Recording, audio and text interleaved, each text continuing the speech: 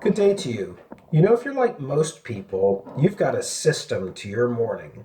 You've got things that you do, parts of that system that you like to fall into place. Otherwise, you don't think your day gets off to a good start. Your system might include, for example, how long you take to get out of bed from when you first wake up. When do you take that first step? Do you like to have a little lay in or not? Your system might also include eating something or drinking something. Coffee or getting something warm in your stomach this time of year might be part of your system. And then there's the whole personal hygiene part, the showering, brushing your teeth, etc. There's that part of your system. And if one thing in that system gets out of whack, like we don't get to take our shower before we go, sometimes we feel like the rest of the day is affected and not in a good way. And so it's that kind of idea that I want to use to introduce what we're talking about today, because we're talking about media as a system. And that's what this chapter is all about. It breaks down media into a system comprised of elements. And those elements we go on to study individually as the chapters that come next in the book. So the next element that we'll be going to, for example, will be cultural characteristics. That's part of this chapter today, just getting down the idea that we're going to be looking at media as a system. Because most people, when they look at media, they look at the content. They don't go much deeper in their analysis. They don't think behind the television show. They don't necessarily think behind the radio program, behind the web page, behind the newspaper. It's more difficult to get at those influential factors because they are so intertwined and so buried into other parts of our societal structure. I don't know how else to put it. I'm sounding vague, I know, but this is what this course is about. We're going to look behind the content so that when we see that a television show develops in a certain way with certain predictable characters or plot structures, why is that? That's what the elements to a media system are going to tell us. So when we study a system, let's first of all get on the table that we are studying a collection of interrelated parts that make up a whole. We look at the whole, but it's got parts to it. Major League Baseball as a whole has parts to it, has different teams and different levels of playing. Your plumbing in your house as a whole, it's your plumbing, but it has different parts. It's a hot water, cold water, tap, drain, etc. So when you're looking at a system, you're looking at parts, but those parts come together to make up a whole. We also know that systems draw on a wide range of resources to function, to exist. So in the case of media, they will draw on electricity. They'll draw on oil that goes into people's gas tanks to drive out to the set of made-for-TV movies that are being shot. There's so many uses of resources, natural and otherwise, that go into producing media that we don't often think about. Similarly, a system must respond to changes in the environment, otherwise, the system will meet its own demise or it will continue to innovate and grow. For example, as a media system cannot count on the audience remaining the same and wanting to be unchallenged any further if there are no innovations in the plot of your television drama. So, that audience is an external factor. Now, when we're talking about systems as media systems, we know that there's a lot of technological innovation that drives what happens.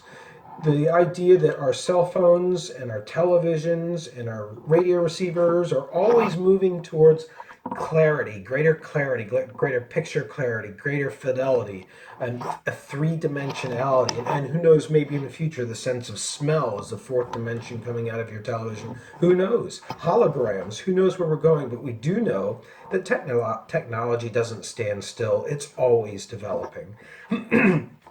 Similarly, we know that due to the last chapter that we read, that globalization is propelling a lot of the changes that are happening to media systems around the world as companies like Disney, companies like the News Corporation, companies like NBC Universal look to overseas markets for TV shows that have reached their maximum capacity of audience members here in the United States.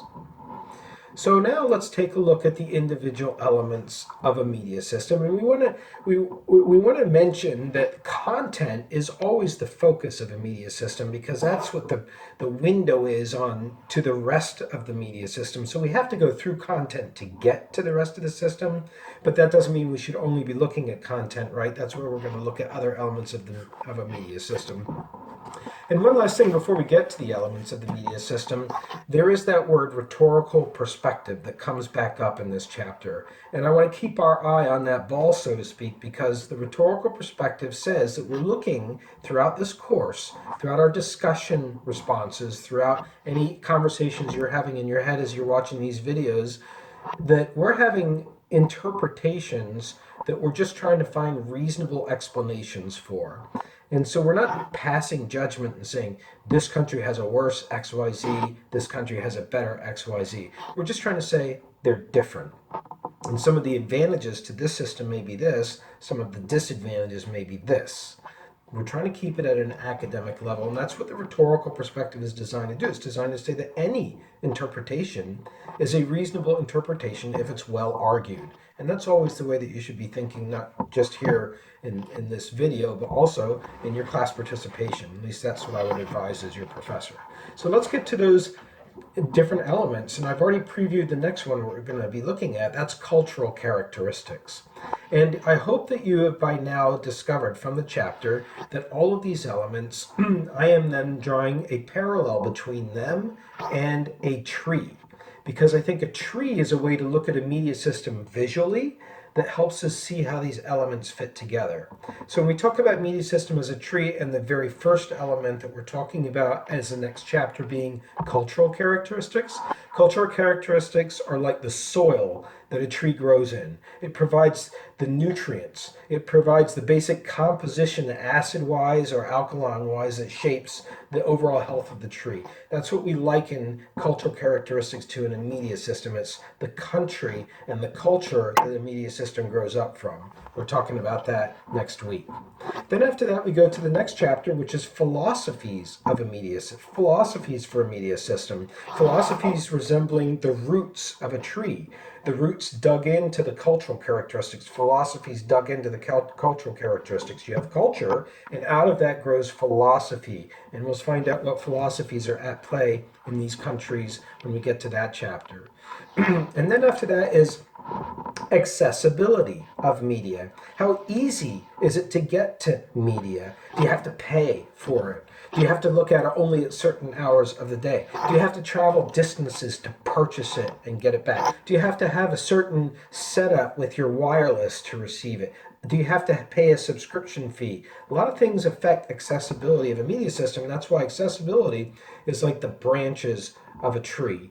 It's the branches of a tree that are reaching out.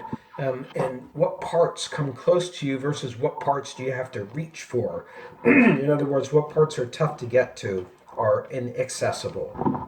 And then we have other elements as well. We have financing, which is the smaller branches of the tree. How are our media paid for? And then we have regulation, which is the trunk of the tree. And that's how media are controlled by forces like the government or audiences or advertisers. And then we have media content itself, which we will examine as its own element, and that is represented by the leaves of the tree. Just like when you look at a tree, what you see right away is the leaves for the most part. You don't see the trunk. You certainly don't see the roots. They're underground. You have to dig hard to get to them. Same with soil. What you see is the leaves, and that's why content is represented as leaves. And then we have a particular type of leaf which I break out into its own chapter, and it's the news reporting chapter.